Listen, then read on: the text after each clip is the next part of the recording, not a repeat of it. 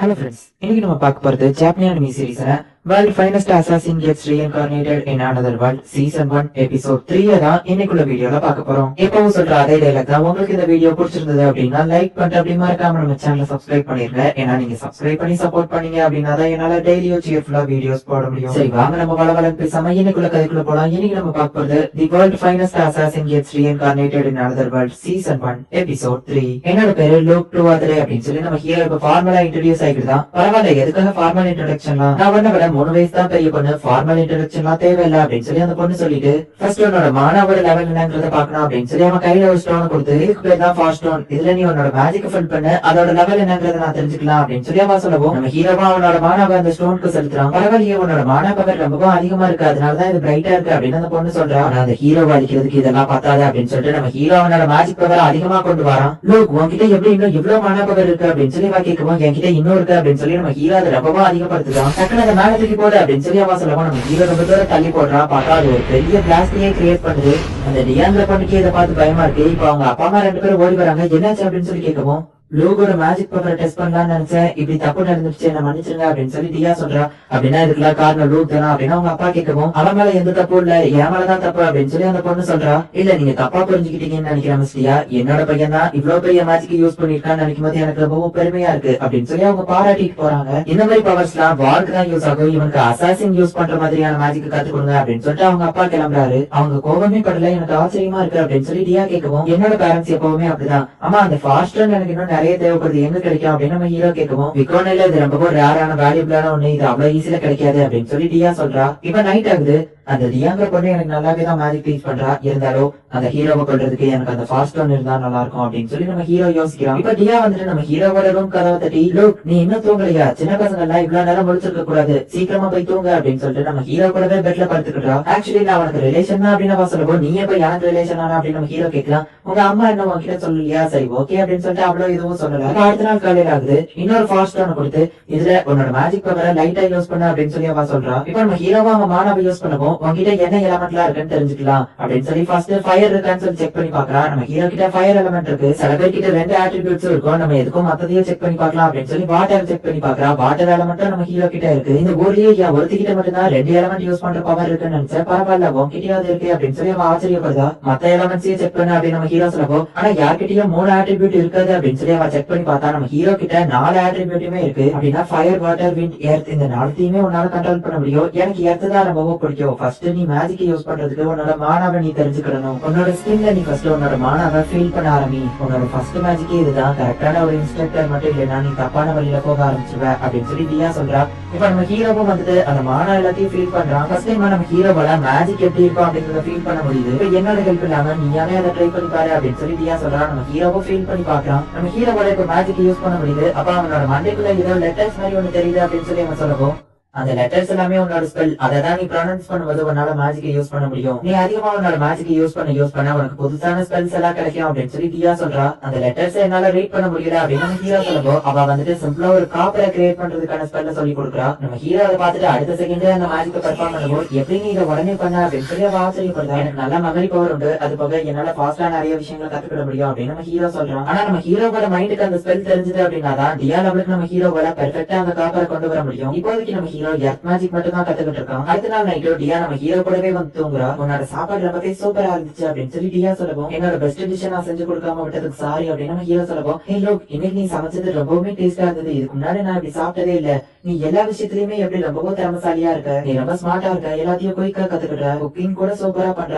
எனக்கு ஒண்ணு பார்த்தா பொறாமையா இருக்கு அப்படின்னு அவ சொல்லவும் எல்லாம் எங்க அப்பா அம்மா கிட்ட இருந்து நான் கத்துக்கிட்டதுதான் அப்படின்னு நம்ம ஹீரோ சொல்றான். இப்ப நம்ம ஹீரோ அவனோட காப்பரை பெர்ஃபெக்ட்டா செஞ்சு முடிக்கிறான். ஆனா மத்த ஸ்பெல்ஸ் எல்லாம் தானாவே அவன் மைண்டுக்கு வரணும்னா அதுக்கு ரொம்ப நாள் ஆகும் அப்படின்னு சொல்லிட்டு எனக்கு ஒரு ஐடியா, மிஸ் டியா உங்களுக்கு தெரிஞ்ச ஸ்பெல்ஸ் ஒரு நோட்ஸ்ல எழுதிட்டாங்க, நான் அதை ட்ரை பண்ணி பாக்குறேன் அப்படின்னு நம்ம ஹீரோ சொல்றான். அவ ஒரு பேப்பர்ல எழுதி கொடுக்கும்போது இப்ப நம்ம ஹீரோ ஆயனை கிரியேட் பண்றான். ஏய் பரவாயில்ல சூப்பரா பண்ணிட்டியே, இதுக்கு முன்னாடி எனக்கு இந்த ஐடியா வந்தது இல்லையே, அந்த மேஜிக் லெட்டர்ஸ் நம்ம மைண்ட்குள்ள வந்தா மட்டும்தான் நம்மளால யூஸ் பண்ண முடியும்னு நினைச்சேன் அப்படின்னு சொல்லி டியா சொல்றா. நம்ம ஹீரோ அப்பதான் ஒரு விஷயத்த நோட்டீஸ் பண்றான். காப்பரையும் அயனையும் கிரியேட் பண்றதுக்கு அந்த மேஜிக் ஸ்பெல்ஸ்ல கொஞ்சம் தான் டிஃபரன்ஸ் இருக்கு, இன்கேண்டேஷன் இதுல வந்து சேமா தான் இருக்கு, அந்த நம்பர்ஸ்ல தான் கொஞ்சம் டிஃபரெண்ட் இருக்கு. சோ உங்களுக்கு என்னெல்லாம் தெரியுமோ எல்லா ஸ்பெல்ஸையும் எனக்கு எழுதிட்டாங்க அப்படின்னு நம்ம ஹீரோ சொல்றான். சரி ஓகே அப்படின்னு சொல்லிட்டு டியா அவளுக்கு தெரிஞ்ச மெட்டல்ஸை கிரியேட் பண்ற மேஜிக் ஸ்பெல் எல்லாத்தையுமே எழுதி கொடுக்குறான். ஹே எனக்கு புரிஞ்சிருச்சு அப்படின்னு சொல்லிட்டு நம்ம ஹீரோ இப்ப புதுசா ஒரு ஸ்பெல்ல கிரியேட் பண்றான். நீ புதுசா ஒரு ஸ்பெல்லிங்கே கிரியேட் பண்ணிருக்கியா அப்படின்னு சொல்லி அவ கேட்கவும், ஒவ்வொரு மெட்டல்ஸ்க்கும் இந்த நம்பர் மாதிரி இருக்கிறது மட்டும் தான் மாறுது, gravity, melting point, atomic wait இதை வச்சுதான் ஒவ்வொரு மெட்டலும் மாறுது அப்படின்னு சொல்லி நம்ம ஹீரோ சொல்லப்போ, எனக்கு இது புரியுற மாதிரி சொல்றியா அப்படின்னு சொல்லி அவ கேட்கறா. நான் சொல்ற நம்பர்ஸ் யூஸ் பண்ணி நம்மளால கோல்ட கிரியேட் பண்ண முடியும் அப்படின்னு நம்ம ஹீரோ சொல்றான். சரி அவளும் அந்த நம்பர்ஸ் எழுதிட்டு இப்ப அந்த மேஜிக் ட்ரை பண்ணி பார்க்கவும் அப்படியே மயங்கி கீழே விழுந்துருதா. திடீர்னு என்னோட மேஜிக் பவர் மொத்தமும் கம்மியான மாதிரி தெரியுது, ஸ்பெல்ஸ்ல ஏதாச்சும் தப்பு பண்ணிட்டியா அப்படின்னு சொல்லி அவ கேட்கறா.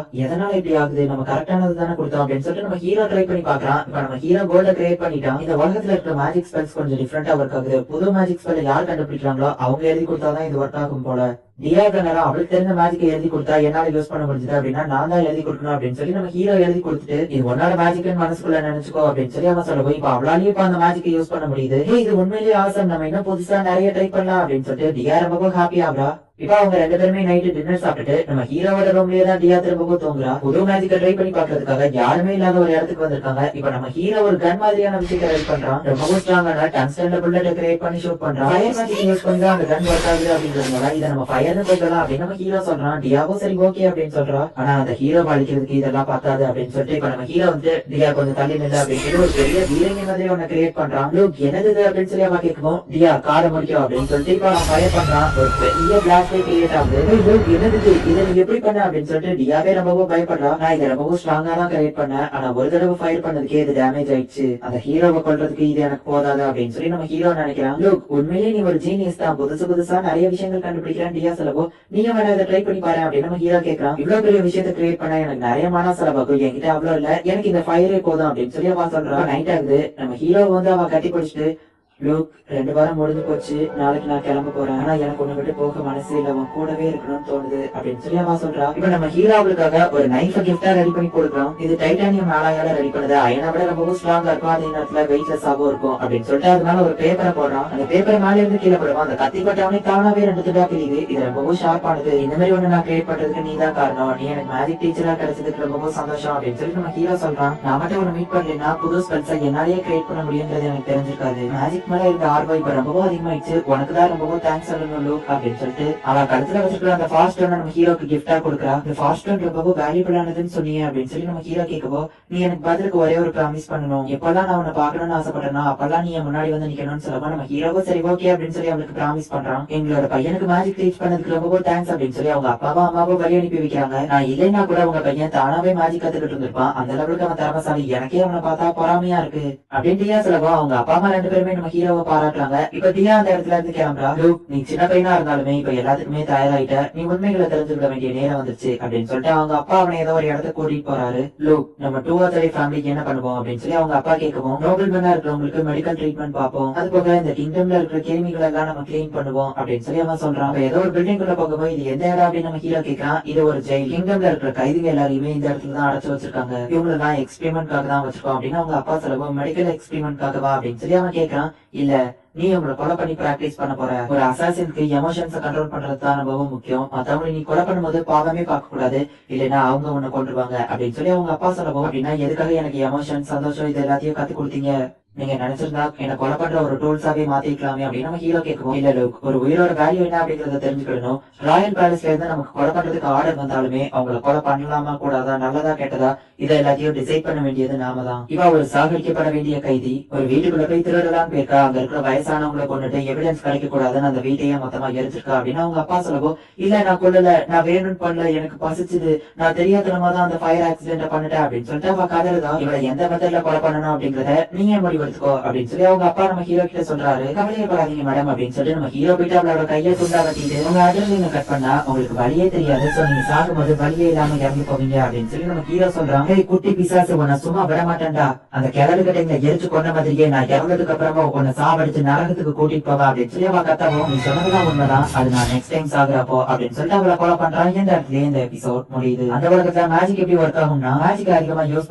பண்ண புது மேஜிக் ஸ்பெல் அவங்க மைண்ட்ல தானாவே கிரியேட் ஆகும், அதை வச்சுதான் அவங்க மேஜிக்க புதுசா யூஸ் பண்ணுவாங்க. ஆனா தானாவே அது நம்ம மைண்டுக்கு வரணும்னா ரொம்ப லேட் ஆகும் அப்படின்னு சொல்லி நம்ம ஹீரோ உனக்கு தெரிஞ்ச மேஜிக் ஸ்பெல்ல எனக்கு எழுதி காட்டு அப்படின்னு சொல்லி அந்த எழுதி காட்டின அந்த ஸ்பெல்ல யூஸ் பண்றான். அப்படி பண்ணாலுமே மேஜிக் ஸ்பெல் ஒர்க் ஆகதான் செய்யுது. ஆனா இப்ப நம்ம ஹீரோ புதுசா ஒரு மேஜிக் ஸ்பெல்ல கிரியேட் பண்ணா அப்படின்னா அதை நம்ம ஹீரோ தான் எழுதி காட்டணும், அதை பார்த்து அவங்க செஞ்சாங்க அப்படின்னா தான் அந்த மேஜிக் ஸ்பெல் ஒர்க் ஆகும். இந்த மாதிரி சில விஷயங்கள் இதுல கொஞ்சம் குழப்பமா இருந்தாலும் கூட கதை சும்மா வேற லெவல்ல இருக்கும். சோ மிஸ் பண்ணாம பார்த்து என்ஜாய் பண்ணுங்க. அண்ட் உங்களுக்கு இந்த வீடியோ பிடிச்சிருந்தது அப்படின்னா லைக் பண்ணிட்டு அப்படி மறக்காம நம்ம சேனலை சப்ஸ்கிரைப் பண்ணிருங்க. தேங்க்யூ ஃபார் வாட்சிங். Bye guys. கைஸ், நெக்ஸ்ட் எபிசோட்ல மீட் பண்ணலாம்.